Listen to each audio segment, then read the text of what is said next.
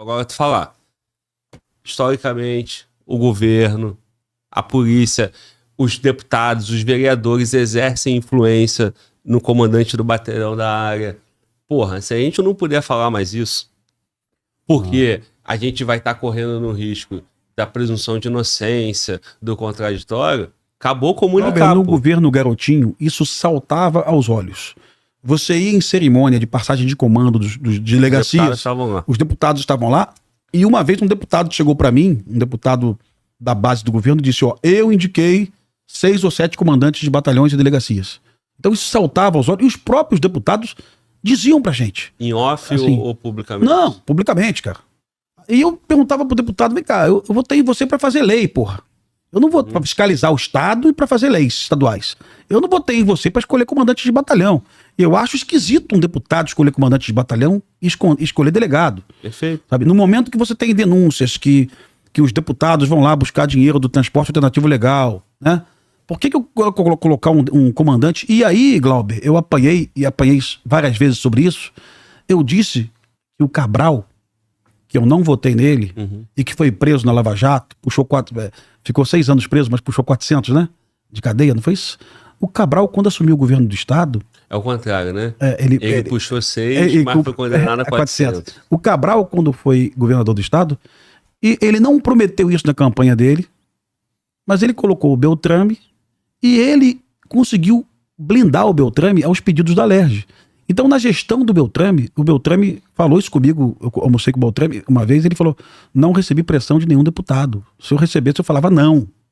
Então, na gestão, apesar do Cabral ter sido preso, e eu não estou elogiando o Cabral, viu, cara? Jamais votei nele e jamais votaria nele. Na gestão do Cabral, o Cabral, por algum tipo de força política dele, ou então ele não se interessava com as questões de delegacia, ele conseguiu blindar as delegacias e os batalhões. Perfeito? E parece que isso voltou na força total. Tu acredita mesmo nisso?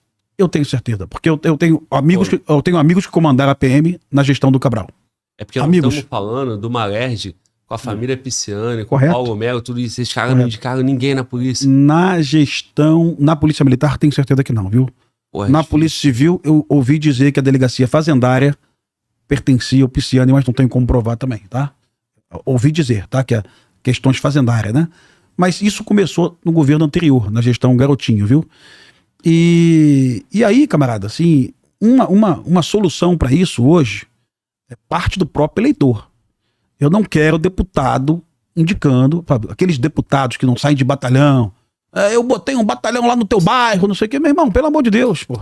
Se a gente não questiona isso, exato. Se você não coloca isso numa cena de um filme, isso não muda nunca. Eu coloquei no Tropa de Elite então, isso. Pô.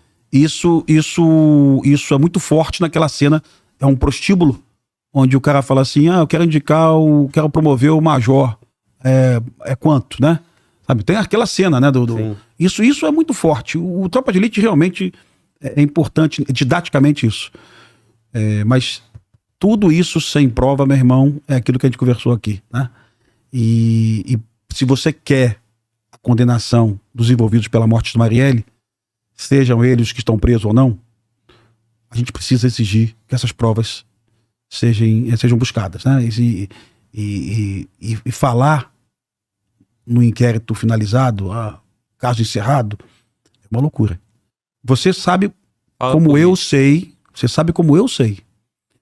e do jeito que tá, aquilo não vira denúncia, e se virar denúncia no tribunal do júri, não vira pronúncia. E se virar pronúncia, não vira condenação. Sabe assim? E é isso que a gente tem que explicar para a sociedade. Então a gente precisa de mais e mais investigações, de mais e mais frentes. A gente não pode desprezar nada do que foi falado. O que foi falado pelo Elcio Queiroz? Vamos seguir a linha do Elcio durante 2 meses, 3 meses, 4 meses, 5 meses. O que foi falado aqui? E aí pode ser uma saída. Nós temos uma interpretação diferente nesse ponto, porque essas 479 páginas eu vejo como explanação do problema pro juiz. Qualificando ali, porra, o Brazão, qualificando o Rivaldo, mostrando possíveis esquemas ali dentro da delegacia de homicídio, mostrando condições, dando elementos para falar assim, juiz, me dá a prisão preventiva desses caras aqui, ó, com base nisso aqui. né? Movimentação financeira. Eu vejo isso. Eu não vejo ali cadeia de custódia para poder manter o cara preso. Por isso que eu bati para tu, pô, então você concorda comigo que a investigação não terminou? Sim, claro. Você concorda comigo que o caso não está encerrado? Mas esse ponto eu falei desde o primeiro minuto. Fala política do Lewandowski, assim como o Jukman falou em 18, entendeu? Chegou ali, fala política. Da mesma forma que ele falou um monte de bobeira em relação à fuga dos presídios. É político, pô, falando, não é isso? Sim, ele falou. Você não criticou que ele citou o negócio do carnaval? Então, cara. Então, assim, ali é coletiva de político, né? Sim. Agora, em relação à investigação, esse relatório final aqui, de fato, ele não tem essas provas porque não é a função dele. A função dele é pegar esses 3 caras extremamente poderosos, esses 3 não, né? Os 2 principalmente, né? O Chiquinho e o Domingo Brazão, e botar o cara preso preventivamente.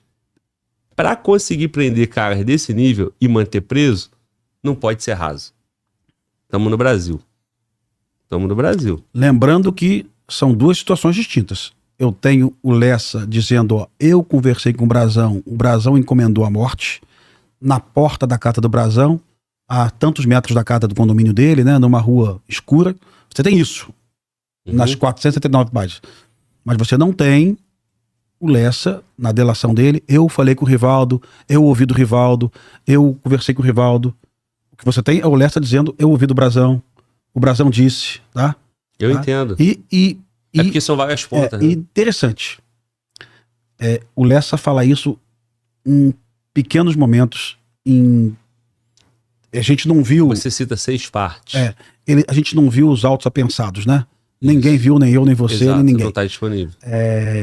Pode ser que tenha mais coisa lá, tá? Mas na minha ideia, se eu fosse encarregado, eu já jogava tudo para garantir, porque ninguém sabia se o Xandão ia dar ou não a canetada, viu? E lembrando que nós não vimos, mas o juiz viu. Porque tá pensado e ele não tá disponível pra gente. Mas foi apresentado pro juiz.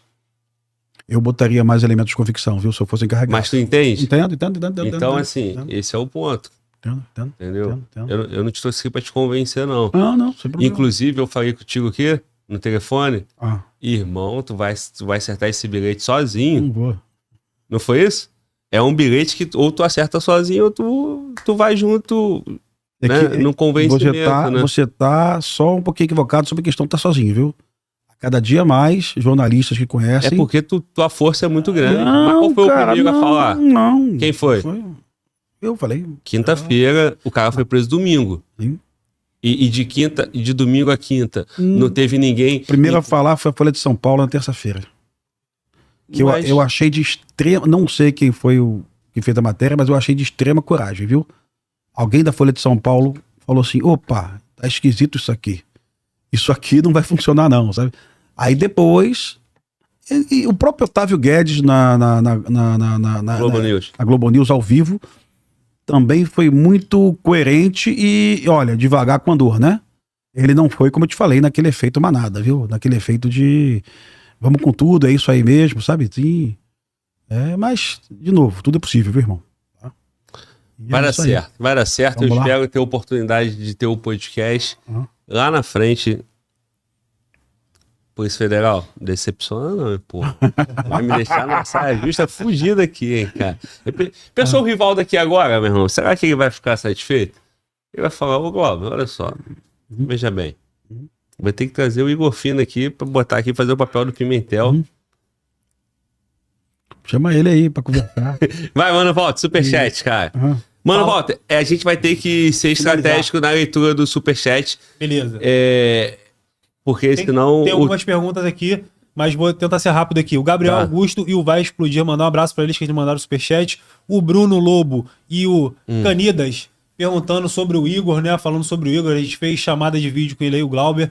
E o Nando Hold fala aqui, políticos ligados ao tráfico, à milícia, a jogo do bicho, assassinatos, corrupção e por aí vai. Estamos de mãos amarradas, Pimentel? É possível limpar o nosso Brasil? O que nós faremos? Qual o nome dele, irmão? É o Nando.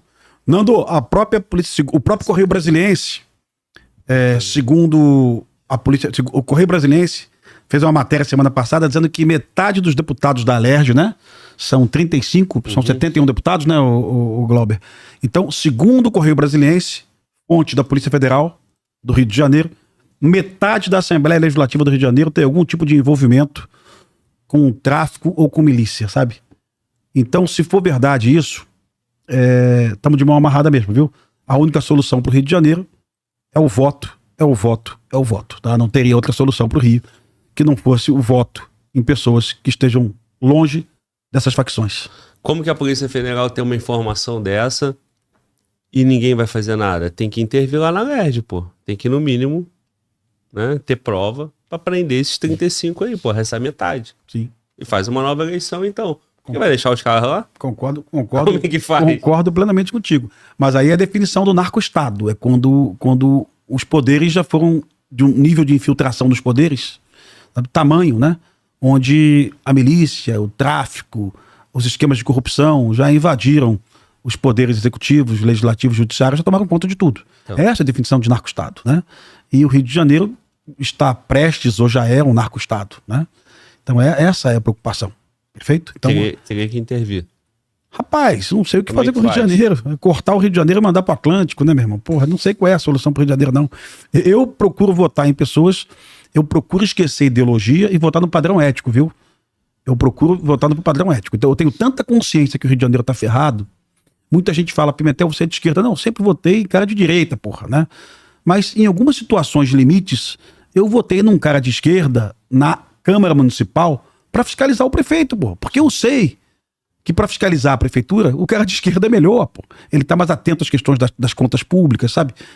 Então, assim, eu votei numa deputada estadual, na Marta Rocha, que foi delegada, chefe de Polícia Civil, que ela votou contra a volta da Lucinha para a Alerj.